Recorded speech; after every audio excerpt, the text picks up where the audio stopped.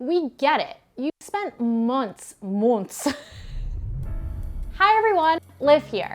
Welcome to Waking Up with Wedding Wire. We at Wedding Wire know it's a very difficult and painful decision to postpone your wedding, but we are here for you throughout this process. Let's jump into the first question, which is, what is the first thing I need to do when I have to postpone my wedding? The first thing you will want to do is reach out to the people planning your wedding. Think your wedding planners. They've done this before, they've been through it. They will know how to handle a situation like this by offering their professional and personalized advice. Your wedding planner might already be in communication with your vendors, which are the next group of people you will want to contact. While I make more coffee, let's check in with a wedding pro for additional advice on this topic. You've planned your perfect wedding and now you have to postpone.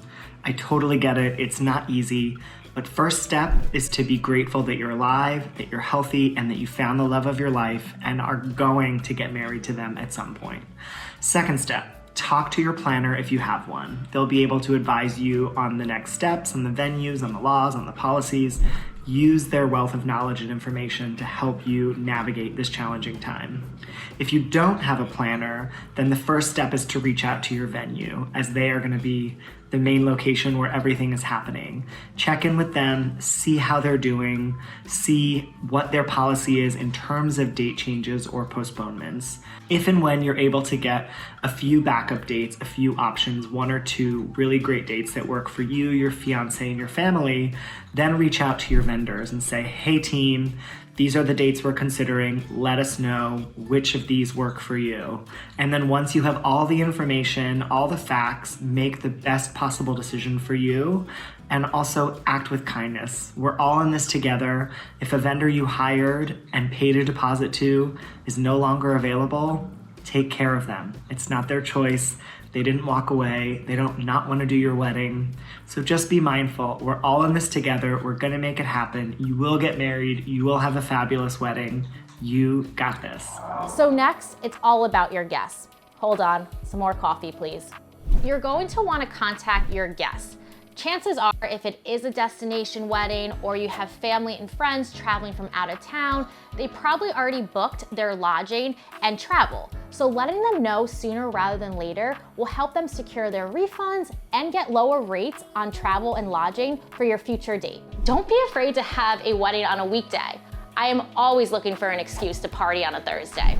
I have more coffee in hand, so let's answer the second question, which is all about the pre-wedding celebrations. What happens if you need to postpone your pre-wedding festivities until after the wedding?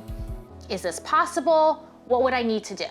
That is a great question because pre-wedding celebrations can be delayed for a whole number of reasons. Just make sure to have a plan B and be on the same page as your wedding party going into the postponed event. Is it okay to have a pre-wedding celebration after your wedding?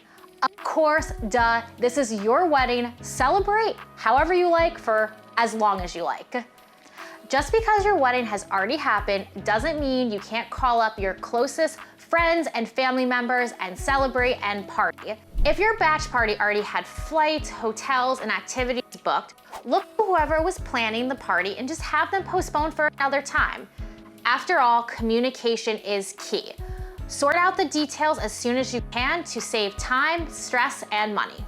Moving right along to question number 3, which is all about your loved ones. How and when should I communicate to my guests that the wedding is postponed? Be flexible with wedding guests that can no longer attend your wedding. It's okay, you can celebrate after the wedding. Like I said, I'm always looking for an excuse to party on the weekdays. The key is you want to make sure to inform your guests of the new date as soon as you can. Work with your wedding planner and vendors to secure a date as quickly as you can and communicate that date with your family and friends. You're going to be asked probably the major questions like, when is it? Where is it? Maybe even questions like, is there a new hotel room block? What do I have to do if I have to change my RSVP? Having everything in one place, like your wedding website, will make sure your guests have all the correct and updated information. Let's hear from one of our wedding pros. Hi everyone, Kate with Chicago Vintage Weddings here. First things first, when you're communicating with your guests, try to streamline everything as much as possible. The more you can do this and let them know what to expect from communication, the more the pressure is going to be taken off you to constantly provide individual updates to everyone. Just tell them what you're going to need from them and what they're going to need to do. Give them as much info as you can about rebooking hotels. Give them as much info as you can about the new date, the new venue, what's changing, what's staying the same, and let them know what the timelines are for a new RSVP or when they can expect another message either in email or via the mail.